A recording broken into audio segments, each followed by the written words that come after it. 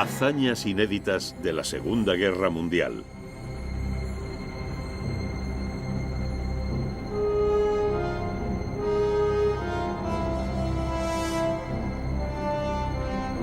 Revelaciones de la Segunda Guerra Mundial.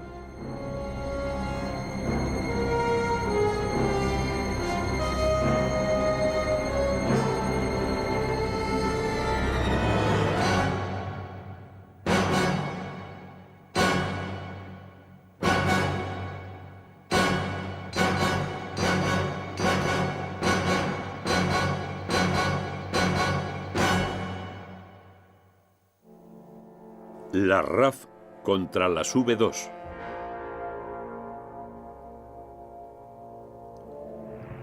En la primavera de 1944, bombarderos de la RAF y de la Octava Fuerza Aérea Norteamericana lanzaron una serie de potentes ataques puntuales contra un único y misterioso blanco en el norte de Francia. Los bombarderos eran solo un elemento más en la secreta guerra científica que se habían hecho alemanes y aliados desde el mismísimo inicio de las hostilidades. Pero de su esfuerzo dependía la derrota de lo que Hitler denominaba sus armas de represalia. El blanco bombardeado por los aparatos sigue en pie hoy en día, una enorme y siniestra cúpula de cemento en el paso de Calais. En la primavera de 1944, su destrucción fue una prioridad para el alto mando aliado. Bajo la cúpula, los alemanes habían pensado reunir los cohetes de largo alcance destinados a ser disparados contra el corazón de Londres. Los bombarderos machacaron el lugar y las vías de ferrocarril por las que los alemanes pensaban transportar los misiles hasta la base de lanzamiento. Mientras las bombas llovían sobre la cúpula, el espionaje británico observaba esa guerra contra las armas de represalia. ¿Cuándo iniciarían los alemanes el bombardeo con cohetes de la capital inglesa y qué portarían las cabezas explosivas?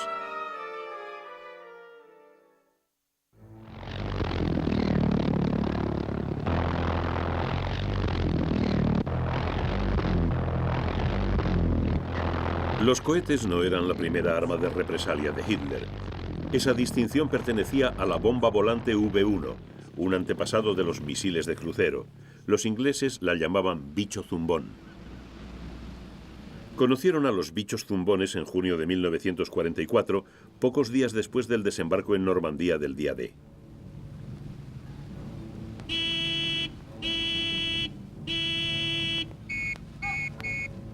Las baterías antiaéreas estaban desplegadas a lo largo de la costa inglesa para interceptar a las V1 que las sobrevolasen.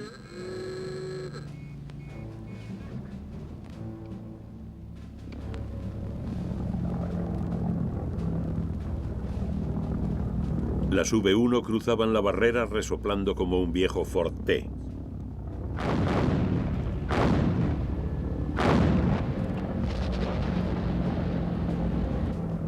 Luego sobrevolaban los condados orientales hacia el mayor blanco del mundo. El Real Cuerpo de Observadores controlaba su recorrido.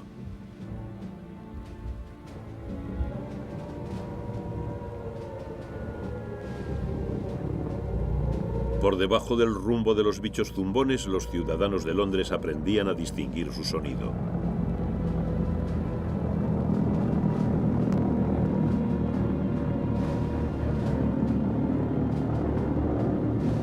Al apagarse el motor, la V1 se disponía a caer a tierra.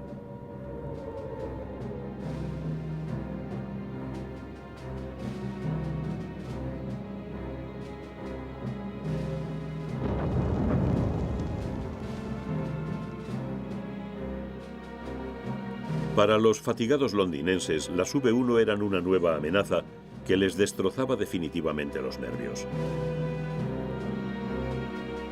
El primer ministro Winston Churchill y su consejero científico Lord Cherwell crearon un comité para estudiar la amenaza de las V1. El 7 de septiembre de 1944, su presidente, Duncan Sandys, anunciaba que las V1 estaban bajo control. Pero era una confianza exagerada, pues la batalla de Londres no había terminado aún. Iba a empezar la segunda fase.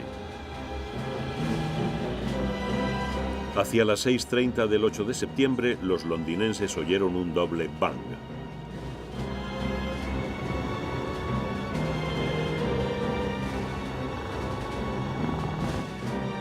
Una espesa nube de humo se elevaba de Chiswick, en el oeste de Londres. Se comunicó al público que la causa de las detonaciones había sido la explosión de una conducción de gas, pero el gabinete de guerra británico sabía la verdad. La destrucción de Chiswick anunciaba la llegada de una nueva arma de represalia. El cohete V2.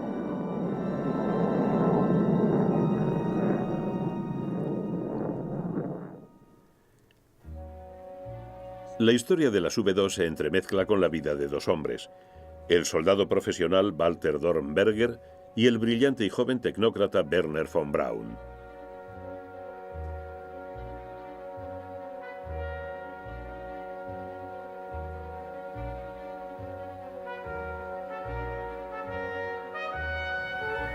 A finales de los años 20, el juvenil entusiasmo de von Braun por los viajes espaciales se canalizó en la práctica hacia los experimentos con cohetes.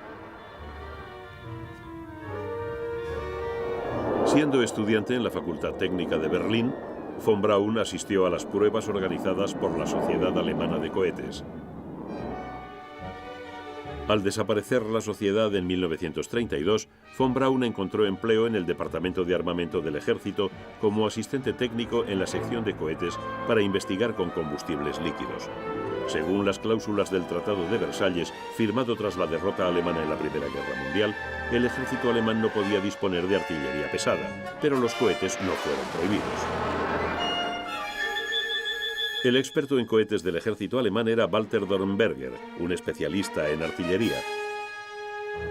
En sus memorias, Dornberger recuerda que a principios de los años 30 el mayor logro de la artillería había sido el gigantesco cañón París. Ese monstruo disparaba una bomba de 21 centímetros armada con 12 kilos de explosivo de alta potencia a unos 90 kilómetros. Yo pensaba en un gran cohete que llevara una tonelada de explosivo a más de 250 kilómetros. En 1932, Dornberger se unió a von Braun para desarrollar cohetes para una pequeña unidad de la Oficina Militar de Armamento. Dornberger entregó a von Braun una lista de requisitos, entre ellos el de que solo se aceptase una desviación del blanco de entre 60 y 90 centímetros por cada 300 metros de alcance. También limitó el tamaño del cohete, insistiendo en que debía ser transportable por carretera y en que la anchura de su plataforma de transporte no excediera la anchura máxima de los transportes normales por carretera. En esto, Dornberger fue particularmente clarividente. Sus exigencias profetizaban el misil balístico móvil que 30 años más tarde formaría parte de los arsenales de las superpotencias durante la Guerra Fría.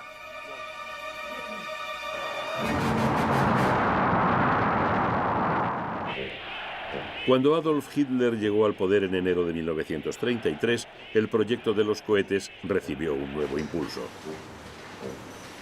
Hitler había decidido emprender un programa de rearme. Se inició en secreto. Pero a partir de 1935 se continuó abiertamente. Este programa no solo alarmó a los vecinos de Alemania, también inquietó profundamente al alto mando alemán.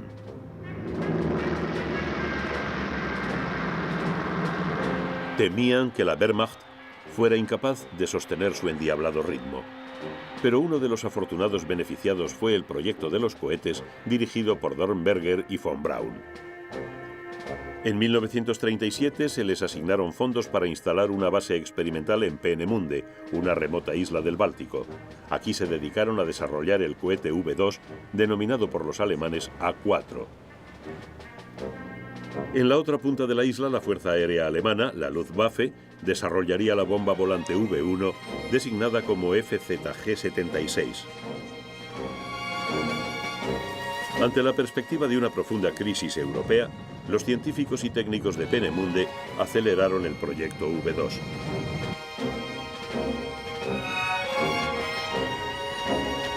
Se probaron sucesivamente con éxito modelos reducidos.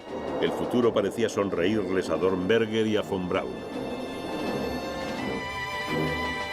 Gracias a los paracaídas se podían recoger los prototipos que caían al mar.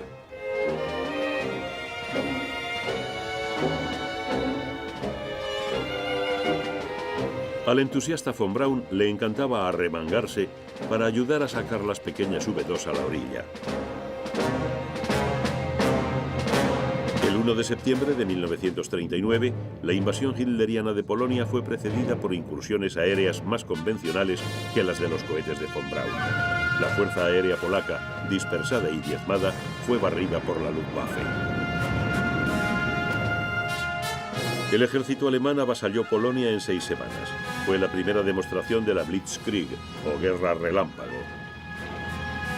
Antes incluso de que los polacos se rindieran, Hitler viajó a la ciudad portuaria de Danzig para pronunciar un discurso ante sus victoriosos generales. Anunció que poseía un arma misteriosa que situaría a Alemania en una posición invencible. Pero si se trataba de una velada alusión del Führer a las V2, su entusiasmo no duró mucho. Pronto ordenó un recorte en el proyecto de desarrollo de cohetes.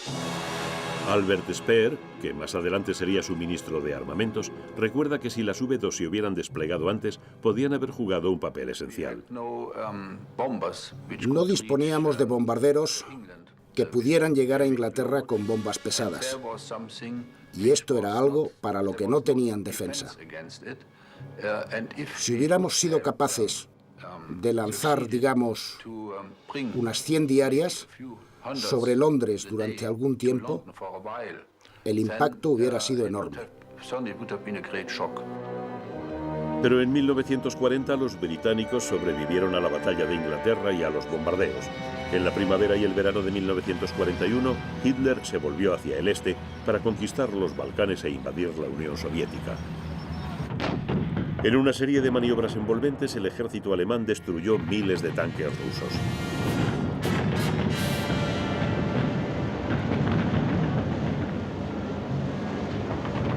Bajo el abrasador cielo del verano, coparon y capturaron a millones de soldados del Ejército Rojo.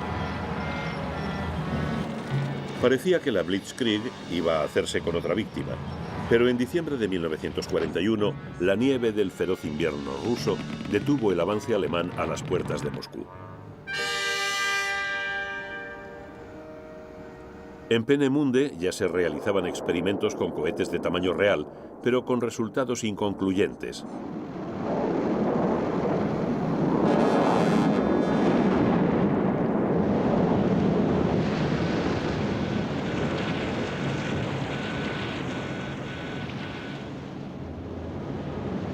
Pero a pesar de estos reveses técnicos, von Braun y Dornberger avanzaban inexorablemente hacia la realización de su sueño.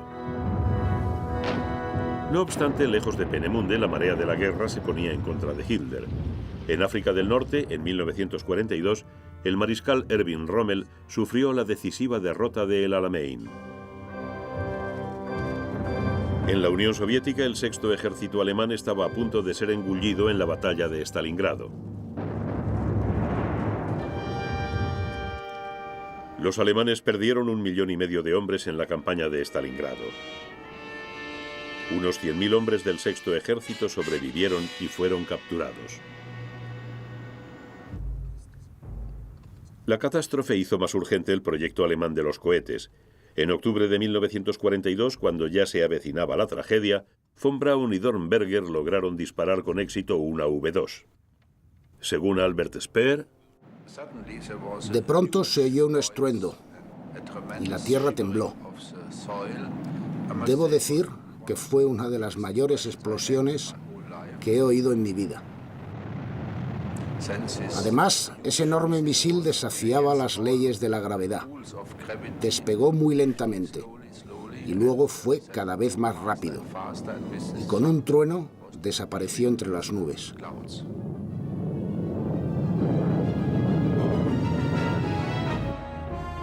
En diciembre de 1942, Speer ordenó empezar la producción masiva de las V2.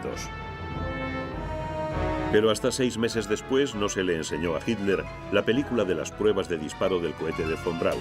El Führer quedó muy impresionado.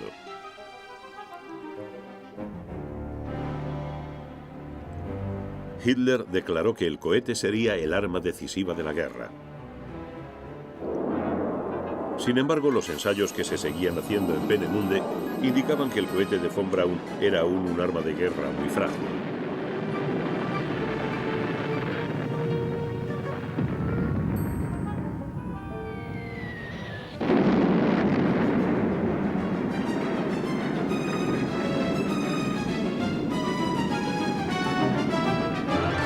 La vecina base de la Luftwaffe quedaba mucho más cerca del punto de mira que Londres. Pero en Londres se iba perfilando la imagen del proyecto alemán de los cohetes. El personaje central de la obra era un joven y brillante científico, el Dr. R.V. Jones. A mediados de los años 30, Jones se había encargado de la investigación del uso de infrarrojos para la detección de aviones. Desde ahí solo había un corto paso hacia el equipo de vanguardia que desarrollaba el sistema británico de radar, que sería el factor vital a la hora de ganar la batalla de Inglaterra.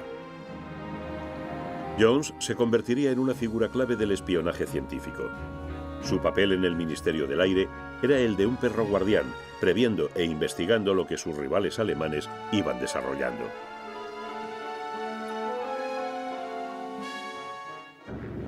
Jones y su equipo contribuyeron decisivamente en desorganizar muchos de los sistemas alemanes de guerra electrónica y, en concreto, los haces de navegación radiodirigida que guiaron a los bombarderos de la Luftwaffe hacia sus blancos durante las incursiones. Jones luchaba en una guerra oculta y del más alto secreto y de la más alta importancia para el esfuerzo de guerra aliado. En 1940, Jones y su equipo jugaron un papel esencial en la victoria británica. Ahora su capacidad se veía de nuevo puesta a prueba. Jones había empezado a rebuscar por entre los informes del Servicio Secreto de Información las pistas que pudieran conducirle a la misteriosa arma secreta de Hitler. Esas pistas se encontraban en la Academia de Descodificación y Cifrado de Bletchley Park, lo que situaba a Jones en el corazón del espionaje británico en tiempo de guerra. En Bletchley, Jones llegó a la conclusión de que Alemania aún no poseía el arma decisiva a la que Hitler había aludido. Redactó una lista de las posibilidades ante las que el espionaje debía mantenerse alerta. La número 5 era cañones o cohetes de largo alcance. Estando en Bletchley, Jones recibió un paquete transmitido por la embajada británica en Oslo. Lo enviaba un colaborador anónimo y contenía una detallada carta que más tarde llegó a denominarse el Informe Oslo. La carta pretendía venir de alguien que nos deseaba lo mejor y que, de ser cierto lo que decía, conocía al dedillo la investigación alemana. Decía que se estaban desarrollando diferentes cosas. Por ejemplo, nos avisaba del uso del Ju-88 como caza nocturno y como bombardero en picado. Hablaba de Peenemünde y decía que estaban desarrollando grandes cohetes, aunque no decía que se fabricaran en Peenemünde. Fue la primera vez que oímos hablar de Peenemünde. También hablaba del desarrollo de tal avión y de otros proyectos. Las armas V no fueron el único resultado de esa investigación. Los alemanes también desarrollaban un planeador impulsado por cohetes y dirigido por control remoto que utilizaron en 1943 contra los barcos aliados en el Mediterráneo. Los superiores de Jones, incluido Lord Cherwell, creyeron que el Informe Oslo era un montaje. Jones no pensaba así. En diciembre de 1942, el espionaje británico recibió un mensaje de un ingeniero danés en el que se avisaba de que los alemanes habían construido un cohete capaz de transportar 5 toneladas de explosivos a una distancia mínima de 280 kilómetros. Un segundo informe enviado desde Suecia indicaba que estas armas se fabricaban en Peenemünde. Luego, en marzo de 1943, llegó la información definitiva y llegó de la fuente más insospechable: 2 generales alemanes capturados en África del Norte. El general Ludwig Cruewel había sido el lugarteniente del mariscal de campo Erwin Rommel hasta que fue capturado por los británicos en mayo de 1942. El general Wilhelm Ritten von Thoma, uno de los comandantes de Panzers más capacitados de Rommel, fue capturado en los últimos compases de la batalla de El Alamein. Había presentado sus respetos al hombre que le capturó, el general Montgomery. Estos 2 prisioneros de guerra de alto rango se encontraron compartiendo alojamiento a las afueras de Londres. Sin ellos saberlo, sus conversaciones eran cuidadosamente registradas. En marzo de 1943, von Thoma le comentó a Cruewel que no se había progresado mucho en el tema de los cohetes. Cruewel observó que la ausencia de explosiones indicaba un retraso en el proyecto. Jones pegó un bote. En ese momento, mi asistente, Charles Frank, a quien aún recuerdo sentado ante mí ese sábado, como está usted ahora, me miró y me dijo, más vale que nos vayamos tomando esos cohetes en serio. Y desde entonces, el ritmo de la historia cambió totalmente. Jones había olido la pista, pero había otros que también la seguían. Los jefes británicos de Estado Mayor también se alarmaron ante la amenaza de los cohetes. Designaron a Duncan Sandys, un futuro ministro, para presidir un comité que evaluara tal amenaza. Sandys era el hombre del momento y Jones pareció quedar en el olvido. Así comenzó una amarga rencilla entre departamentos. Pero Jones siguió interesándose por el proyecto de los cohetes gracias al espionaje aéreo y a su papel como consejero del MI6 sobre las instrucciones para los agentes en la Europa ocupada. Por esta razón, Jones tenía acceso a las fotografías del reconocimiento aéreo, aunque después de que las viera Sandys.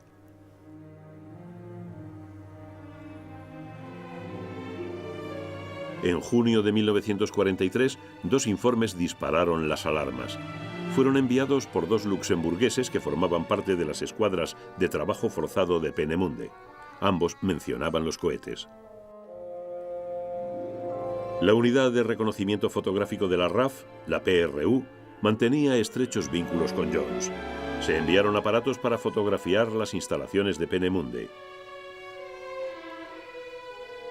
Por fin, el 18 de junio de 1943, Jones distinguió un cohete en una de las fotos de Peenemünde. Una semana después, otra foto le proporcionaba una imagen más clara de lo que andaba buscando. Ese cohete parecía real. El 29 de junio, Jones asistió a una reunión del Comité de Defensa del Gabinete de Guerra.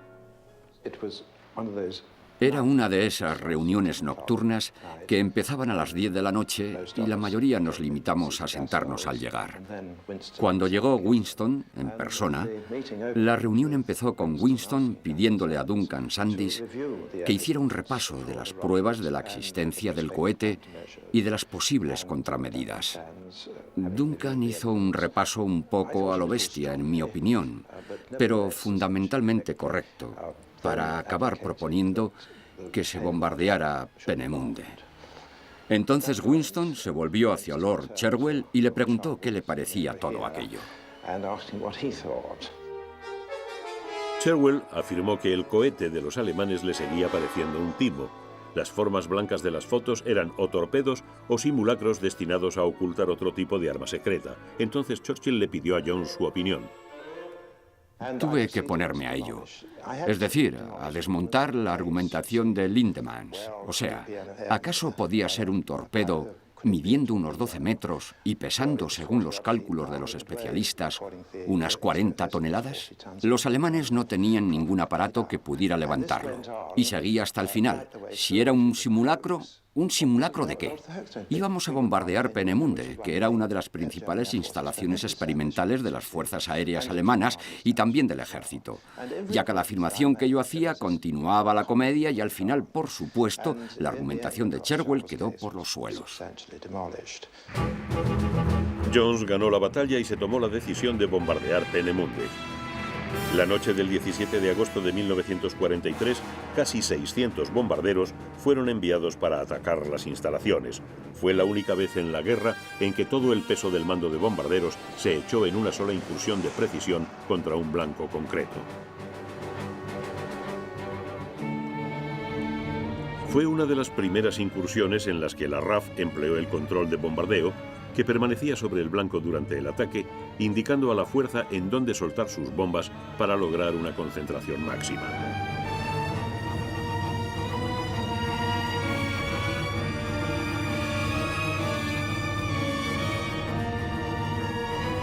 Desgraciadamente, el nuevo sistema demostró sus carencias al caer muy desviadas las señales de blanco. Los laboratorios permanecieron relativamente intactos, mientras que los edificios administrativos de Peenemünde se llevaban la peor parte.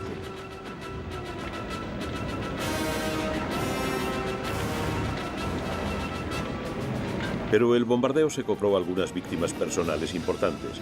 Entre los 735 muertos se encontraba el profesor Thiel, jefe de ingenieros de Peenemünde. También murieron 600 trabajadores extranjeros. Tras la incursión, el espionaje británico nunca más volvió a recibir un informe desde dentro de Peenemünde. La incursión retrasó unos 2 meses el proyecto de los cohetes e indujo a los alemanes a trasladar la producción de las armas V a un lugar más seguro. En Londres, los británicos siguieron vigilando los acontecimientos de Peenemünde. Se creó un comité presidido por Stafford Cripps, antiguo embajador en Moscú.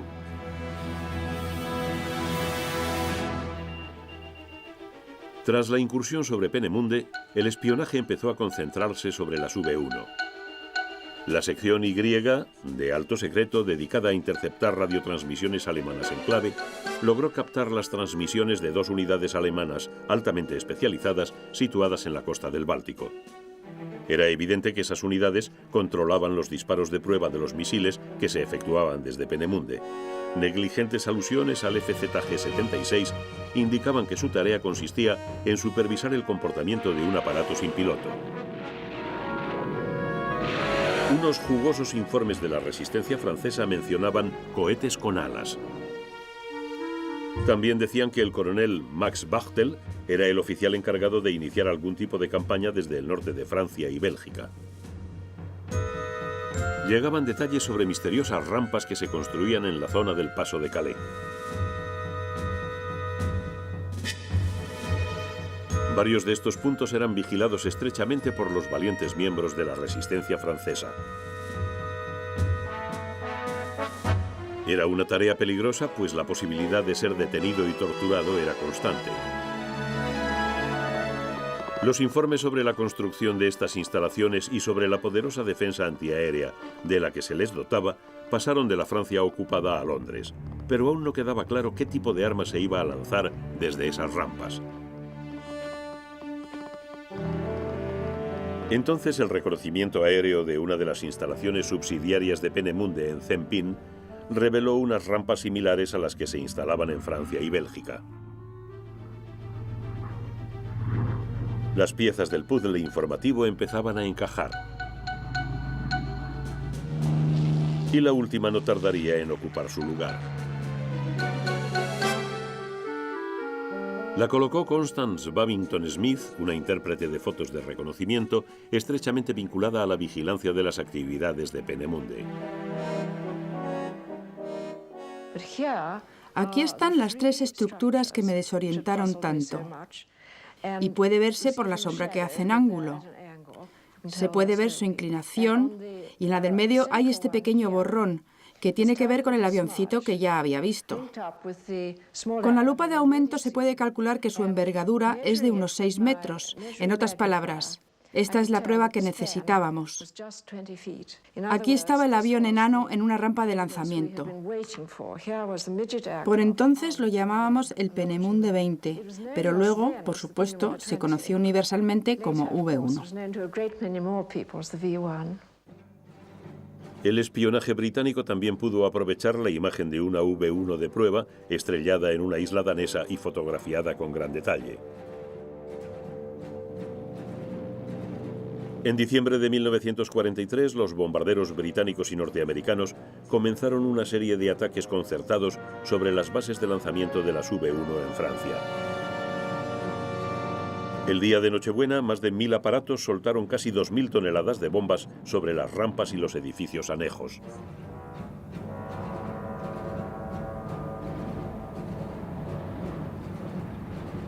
El coronel Bachtel, preocupado, trató de despistar a los aliados trasladando su cuartel general, cambiando de nombre y cambiándoselo también a su regimiento, y por último tiñéndose el pelo y dejándose barba. Pero la resistencia francesa siguió la pista del disfrazado Bachtel y de su peripatético cuartel general e informó a los británicos de todos sus movimientos.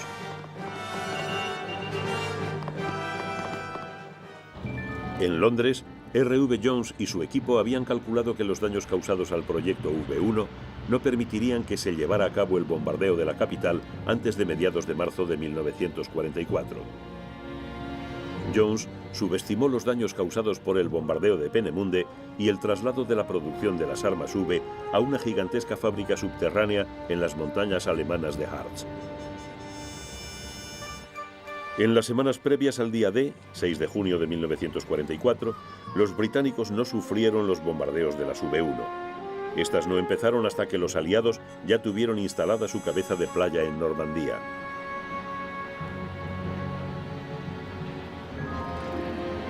El 13 de junio, una semana después del desembarco del día D, la primera V-1 resopló a través del canal. Había empezado la Segunda Batalla de Inglaterra.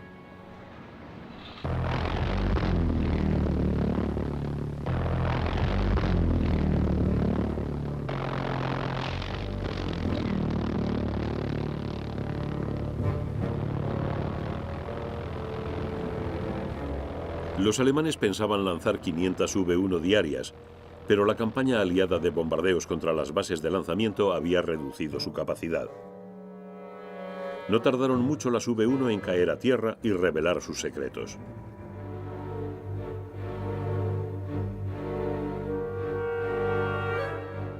La V-1 era un arma sorprendentemente sencilla, relativamente barata y fácil de fabricar. Era impulsada por un motor a reacción Argus, patentado en Francia en 1909 y modificado en 1919 para servir de motor a un avión sin piloto.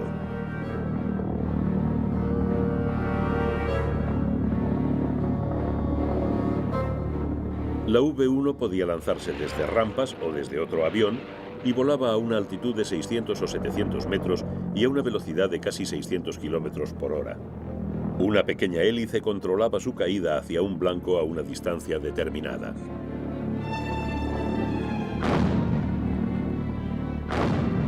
La V-1 planteó complejos problemas a la defensa antiaérea británica, pues volaba demasiado alto para los cañones ligeros, pero demasiado bajo para la artillería pesada. Los veteranos cazas de la RAF pugnaban por interceptarlas. En un primer momento, las defensas antiaéreas británicas se esforzaron al máximo. Se trasladaron a toda prisa los cañones antiaéreos de Londres hasta la costa meridional. Ahora disparaban proyectiles de proximidad de fabricación norteamericana, lo que les proporcionaba la precisión de la que antes carecían.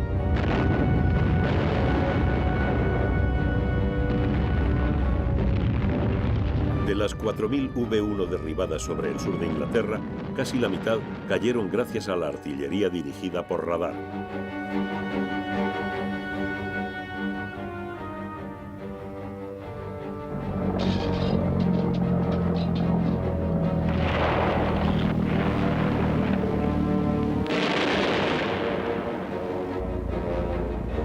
Las V-1 que lograban cruzar con éxito la barrera de la artillería se enfrentaban a otros muchos obstáculos en el interior. Los cables de los globos cautivos que protegían las ciudades inglesas desde 1939 derribaron otras 230 V-1.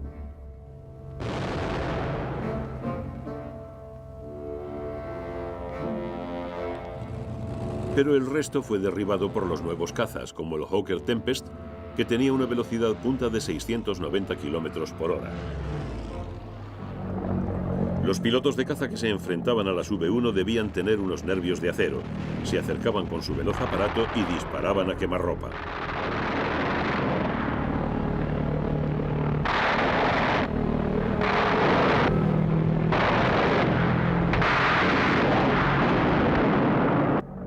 Tenían también otro sistema que recuerda el piloto Roland Beaumont. Se trataba de desestabilizar la V-1 con la punta del ala del caza. Y en mi caso, esto lo tuve que hacer cuando vacié mis cargadores en una de ellas y vi a otra. Entonces decidí hacer algo al respecto. El asunto era poner la punta de tu ala debajo de la punta del ala de la V-1 sin tocarla. Y entonces levantar un poco tu ala para que las turbulencias afectaran al giroscopio de estabilización de la V-1. Así que levantabas la punta de tu ala por debajo del ala de la V-1 para que se diera la vuelta y cayera.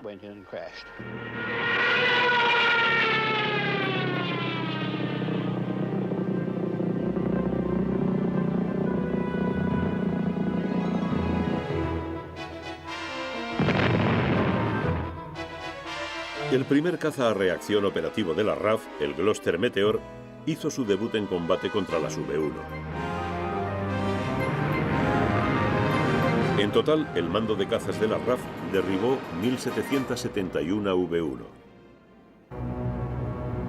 Uno de los aspectos más espectaculares y peligrosos de la guerra de los bombarderos contra las V-1 fue la destrucción de las rampas de lanzamiento por control remoto. Los fatigados Liberator B-24 y las fortalezas volantes se rellenaban de explosivo, quedando transformados en gigantescas bombas volantes con casi 15 toneladas de Torpex detonados por una espoleta de contacto.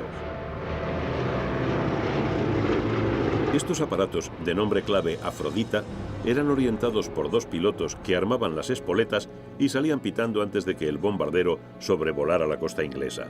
El bombardero seguía adelante guiado hacia su blanco por un aparato de control. Su potencia quedó demostrada cuando un Afrodita pilotado por Joe Kennedy Jr., hermano mayor del futuro presidente de los Estados Unidos, explotó prematuramente. Los efectos de la explosión se notaron en un radio de 9 kilómetros. Muchas de las 6.200 V-1 que cayeron sobre Inglaterra no alcanzaron su objetivo principal, el centro de Londres, a consecuencia de un ingenioso engaño imaginado por R.V. Jones. El espionaje militar alemán, la Abwehr, había ordenado a sus agentes en Inglaterra que le informasen sobre la caída de las V-1. Pero sin que la Abwehr lo supiese, sus agentes habían sido recuperados por los británicos y ahora enviaban a sus antiguos amos informes falsos según los cuales los disparos se pasaban del blanco. Se informaba de que las V-1 que habían explotado al sur de Londres explotaban al norte, lo cual inducía a los alemanes a reducir su alcance. Bachtel sospechó y sugirió dotar a unas cuantas V-1 con transmisores de radio para poder seguir su rumbo. Pero sus superiores tenían tal confianza en sus agentes que el consejo fue rechazado. Cuando los aliados rompieron el frente de sus cabezas de puente en Normandía, las rampas de lanzamiento de las V-1 del norte de Francia cayeron en sus manos. Pero los alemanes en retirada construyeron otras en los Países Bajos. Al permanente bombardeo del sur de Inglaterra se añadió otro ataque de los bichos zumbones sobre el puerto belga de Amberes, liberado por los aliados en septiembre de 1944. Unas 2.500 V-1 cayeron sobre Amberes. La amenaza de las V-1 no quedó erradicada cuando los aliados capturaron las rampas de lanzamiento. Los alemanes guardaban otro truco en la manga.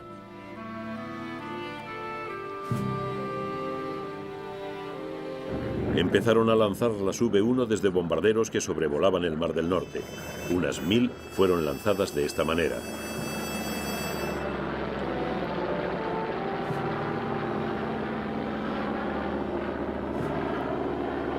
Pero los bombarderos sufrieron graves pérdidas ante los cazas nocturnos de la RAF.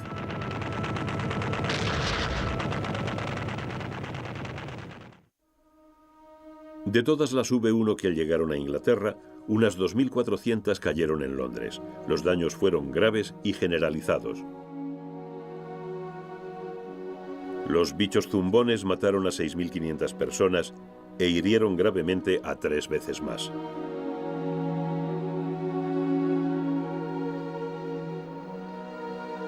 De nuevo, los londinenses tuvieron que volver a los refugios del metro.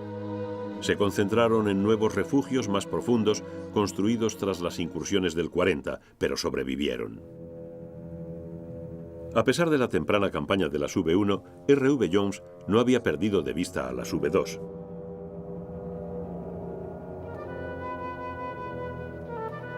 Las fotografías aéreas de una nueva instalación experimental en Blizna, Polonia, mostraban una serie de cráteres gigantescos y un cohete. La resistencia polaca creó equipos con el objetivo de llegar hasta los restos de los misiles de prueba estrellados antes que los alemanes. La información obtenida era transmitida a Londres. El mismo día en que la primera V-1 caía en Londres, el 13 de junio de 1944, una V-2 desviada se estrellaba en Suecia. La información de R.V. Jones sobre las V-2 iba aumentando.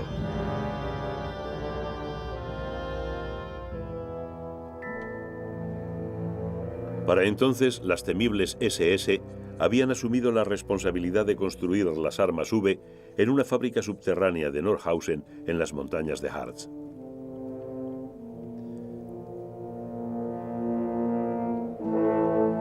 La gigantesca fábrica era una especie de caverna de los Nibelungos.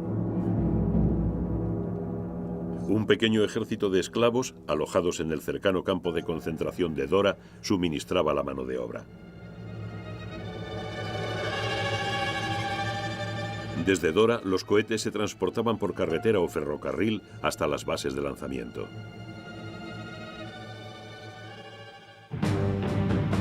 Pero en el frente oriental, los soviéticos empujaban despiadadamente a los alemanes hacia las fronteras del Reich.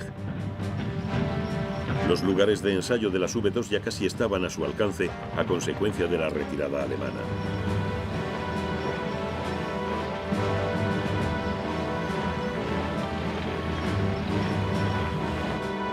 A Blizna se le acababa el tiempo.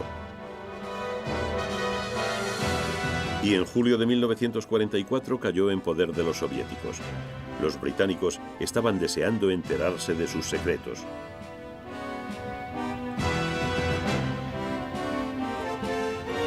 El líder soviético, José Stalin, aceptó que un equipo británico examinara el emplazamiento. Se produjo entonces un grotesco pero eficaz episodio de ocultamiento por parte soviética. El equipo británico fue calurosamente acogido en Blizna a finales de septiembre de 1944. Las piezas de las V2 que lograron recuperar fueron luego extraviadas por los soviéticos. Cuando las cajas llegaron finalmente a Inglaterra, solo contenían una colección de motores de avión oxidados. Mientras tanto, se iban recuperando en Polonia más elementos de las V2. El 20 de agosto, una V2 cayó sin explotar en un pantano a 120 kilómetros al este de Varsovia. Los polacos la encontraron y la hundieron, y cuando los equipos de rescate alemanes pasaron de largo, volvieron a recuperar las piezas más importantes. Las piezas fueron recogidas en Polonia por un transporte británico del tipo Dakota que había partido del puerto meridional italiano de Brindisi. El Dakota llevó a Inglaterra su preciosa mercancía.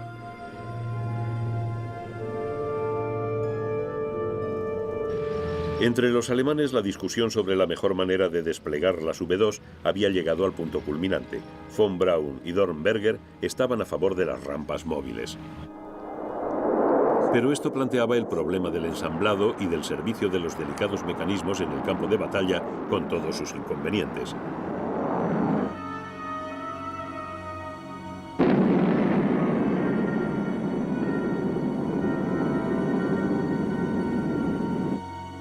De hecho, Hitler siempre había sido partidario de construir enormes bases permanentes de lanzamiento en el norte de Francia. La construcción de dos gigantescas bases en Viserne y en Batten, cerca del paso de Calais, comenzó en octubre de 1943. La cúpula de Viserne, la Coupole, pronto formaría parte del paisaje. La Coupole fue diseñada como un complejo de lanzamiento completo. Las V2 llegaban desmontadas por un ferrocarril subterráneo. A continuación, en un enorme taller situado bajo la cúpula se ensamblaban y armaban los cohetes. Desde aquí eran trasladados ya de pie hacia las plataformas. Tenían previsto lanzar 50 V2 cada 24 horas. Desde marzo de 1944, los aparatos británicos y norteamericanos bombardeaban la Coupole de manera permanente. Pero los bombarderos aliados apenas si conseguían arañar su maciza coraza de cemento.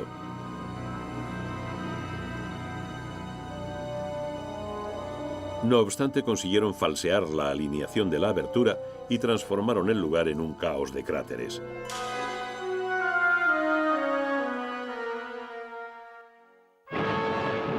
Los aliados lograron ocupar el norte de Francia antes de que estas bases consiguieran lanzar ni una sola V2.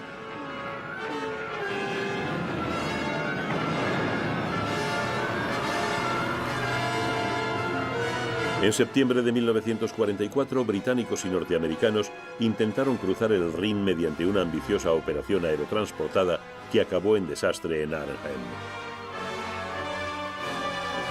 La mayor parte de Holanda quedó en manos alemanas como área de potenciales lanzamientos de V2.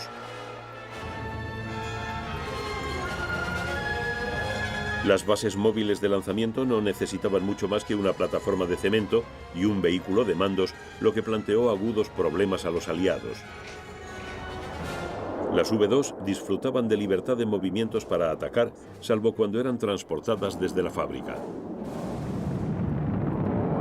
Después de ser lanzada, una V2 no podía ser interceptada, pues subía a una altitud de 9.000 metros antes de descender a 4 veces la velocidad del sonido, produciendo un doble bang que anunciaba su llegada. Solo una vez se pudo filmar la bajada de una V2 desarmada.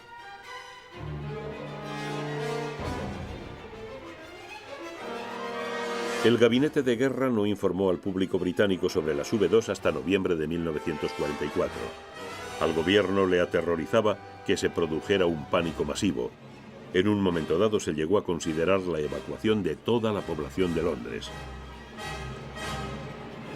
La contramedida más eficaz consistió en atacar las V2 mientras eran transportadas por Europa hacia sus bases de lanzamiento.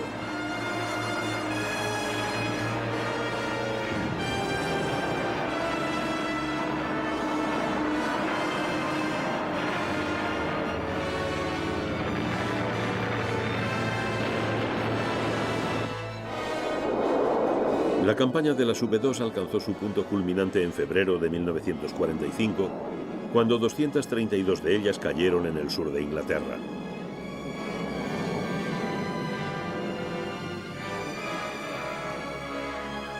En total cayeron 1.115, 517 de ellas en la zona de Londres. Las dos últimas explotaron en marzo de 1945. En total, los cohetes mataron a unas 3.000 personas. Igual que había ocurrido con las V1, Amberes también fue bombardeada por las V2.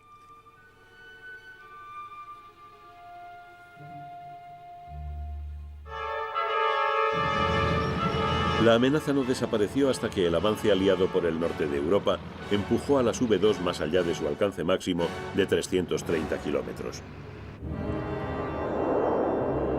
El cohete había sido diseñado con la tecnología más vanguardista.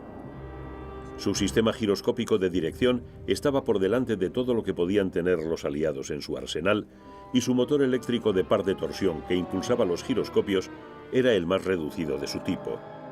Pero cada V2 costaba 20 veces más que una V1, y eso solo para enviar una tonelada de alto explosivo. En 7 meses las V2 tan solo soltaron 500 toneladas de explosivos sobre Londres.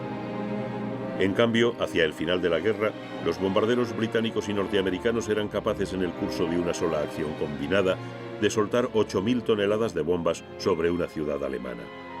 A pesar de su brillante diseño, la V2 fue un despilfarro de alta tecnología.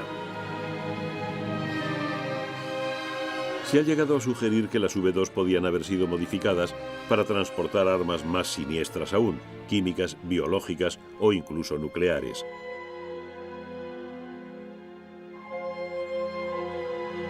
Sobre esta cuestión, las memorias de Wernher von Braun mantienen un discreto silencio. Futuros desarrollos de la V2 podían haber sido armados con material radiactivo de desecho del programa nuclear alemán, aunque este llevaba años de retraso respecto al de los aliados. En cantidad suficiente, estas primitivas armas nucleares hubieran podido transformar el sur de Inglaterra en un desierto radioactivo.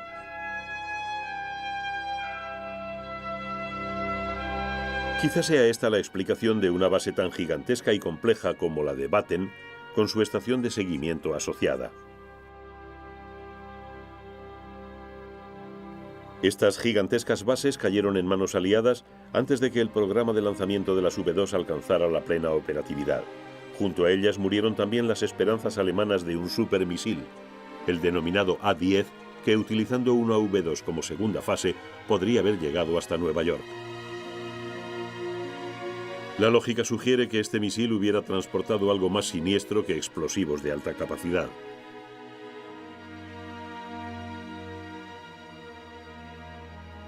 El colosal esfuerzo que hubiera supuesto su desarrollo y producción no hubiera podido justificarse por una cabeza explosiva convencional de 1 tonelada. Este supercohete se unió a la larga lista de las armas secretas nunca concretadas de Adolf Hitler, con las cuales imaginaba, aunque en vano, retrasar la derrota de Alemania. El día de la victoria, las multitudes celebraron el fin de la guerra en Europa. Las armas V capturadas se expusieron en Trafalgar Square, mientras la RAF volaba triunfalmente sobre el enemigo derrotado. Pero irónicamente, el auténtico vencedor de la historia de las armas V bien pudo ser Wernher von Braun. Se rindió a los norteamericanos con su equipo de investigadores al completo y en los años de la posguerra se convirtió en el padre del programa espacial norteamericano.